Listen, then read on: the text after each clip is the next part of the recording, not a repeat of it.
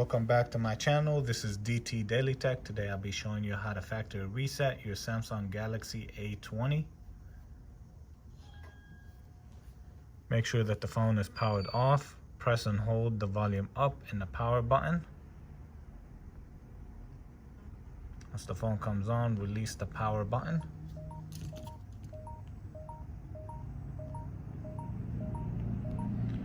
Once this screen comes up, scroll down to wipe data factory reset.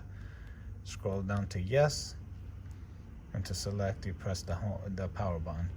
Press again the power button. Pass forward. And there you go.